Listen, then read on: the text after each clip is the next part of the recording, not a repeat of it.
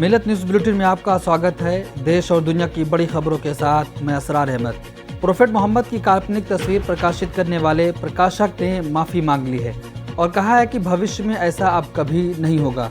विद्या प्रकाशन, जिसने पैगंबर मोहम्मद की एक काल्पनिक तस्वीर प्रकाशित की थी, मुसलमानों के सख्त प्रतिक्रिया के बाद माफ़ी मांग ली है और उसने कहा कि ये मुझसे गलती हुई है, साथ ही भविष्य में ऐसी गलती कभी नहीं होगी। नफरत के लपटों से आग जलने के दृश्य को आपने बहुत देखा होगा, लेकिन मोहब्बत के झरने के साथ आग को बुझाते हुए शायद ही आपने कभी देखा होगा।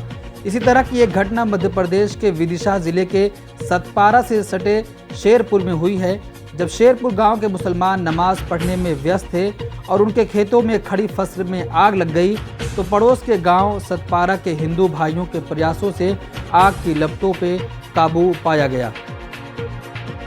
राहुल गांधी ने आरएसएस पर हमला बोला और कहा कि सभी फसाद की जड़ आरएसएस ही है, जो हमला करना सिखाती है, इसलिए एकजुट होकर इसका मुकाबला किया जा सकता है। राहुल गांधी ने ट्वीट करते हुए लिखा कि उनका संघ हमला करना सिखाता है, अहिंसक सत्याग्रह किसान को निडर बनाता है। संघ का सामना संघ मिलकर करेंगे, तीनों कृषि व देश विरोधी कानून वापस कराकर ही दम लेंगे। अमेरिकी संसद कैपिटल हिल सुरक्षा कारणों से बंद कर दिया गया है। खबरों के मुताबिक अमेरिकी संसद के पास एक वाहन द्वारा जबरदस्त टक्कर के कारण से 2 अधिकारी घायल हो गए हैं। हमले के जवाब में पुलिस की फायरिंग से घायल वाहन चालक की बाद में अस्पताल में मौत हो गई। खबरों के मुताबिक अमेरिकी सांसद के पास एक वाहन द्वारा जबरदस्त टक्कर के कारण 2 अधिकारी घायल हो गए। पुलिस ने जवाबी कार्रवाई की। कैपिटल हिल के सभी गेट, खिड़की, दरवाजे बंद कर दिए गए हैं। घायल अधिकारी और संदिग्ध को अस्पताल ले जाया गया, जहां संदिग्ध ने दम तोड़ दिया। हमले में घायल एक अधिकारी ने भी बाद में दम तोड़ दिया। उत्तर प्रदेश में कोरोना के बढ़ते संक्रमण को देखते हुए इलाहाबाद हाई कोर्ट में आगामी 5 से 9 अप्रैल तक नियमित पीठ नहीं बैठेगी। इस दौरान केवल अर्जेंट मामलों की सुनवाई होगी। इसके लिए विशेष न्यायपीठ बैठेगी। चीफ जस्टिस गोविंद माथुर ने यह निर्णय हाई कोर्ट के न्यायाधीशों की प्रशासनिक कमेटी से विचार करने के बाद ही लिया है। पश्चिम बंगाल की मुख्यमंत्री ममता बनर्जी ने बीजेपी पर विधानसभा चुनाव जीतने के लिए राज्य में सांप्रदायिक संघर्ष पैदा करने का आरोप लगाया है।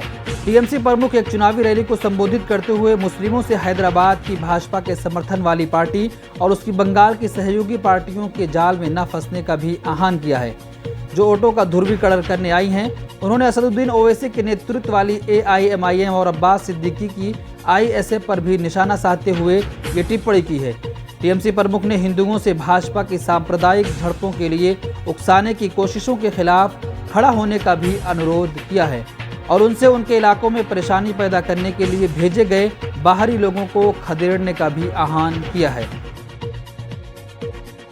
असम और बंगाल विधानसभा का चुनाव चर्चों में है। असम में बीजेपी को सत्ता की जमीन खिसकती दिख रही है। कांग्रेस और बदरुद्दीन अजमल का एक बड़ा गठबंधन बीजेपी को बड़ी टक्कर दे रहा है। अब मौलाना बदरुद्दीन अजमल के बेटे अब्दुल रहीम अजमल ने कहा कि इस बार असम में दाढ़ी, टोपी और लुंगी वालों की सरकार होगी। मशहूर धर्मगुरु व मुस्लिम पर्सनल लॉ बोर्ड के महासचिव और अमीर शरीयत मौलाना वली रहमानी का निधन हो गया। कल अचानक मौलाना की तबीयत खराब हुई, जिसके बाद पटना के एक हॉस्पिटल में उनको एडमिट कराया गया था। नमाज जनाजा रहमानी मुंगेर में 4 अप्रैल को अदा की जाएगी। मौलाना की पिछले कई दिनों से तबीयत खराब थी। उनका पटना में इलाज चल रहा था। उन्हें आज सुबह वेंटिलेटर पर रखा गया था, लेकिन वो ठीक नहीं हो सके। आपको मालूम हो कि अमीर शरीयत भारतीय मुसलमानों के महान और एक निडर नेता थे। उन्होंने अपना पूरा जीवन मुस्लिम राष्ट्र के कल्याण के लिए समर्पित कर दिया था। चीन ने कहा है कि वो ईरान और अमेरिका पर वैश्विक परमाणु समझौते से जुड़े सभी अवैध प्रतिबंधों को हटाने का स्वागत करेगा। अंतर्राष्ट्रीय समाचार एजेंसी के अनुसार चीनी विदेश मंत्रालय के प्रवक्ता हुआ चुयुंग ने कहा कि संयुक्त राज्य अमेरिका ने वैश्विक परमाणु समझौते से एकतरफा रूप से हट गया और क्षेत्र में तनाव बढ़ाने के लिए ईरान पर प्रतिबंध लगाए हैं और उन्होंने मांग की संयुक्त राज्य अमेरिका ईरान पर से प्रतिबंध हटाए। ब्यूरो रिपोर्ट, मिलत टाइम्स। मिलत टाइम्स को आपकी जरूरत है। हमारी आप माली मदद करें। हर महीने सिर्फ 100 रुपये और 1 साल के लिए एक साथ सिर्फ 1000 रुपये। रकम भेजने के लिए यहाँ दिए गए फोन पे, गूगल पे और पेटीएम नंबर का इस्तेमाल कर सकते हैं।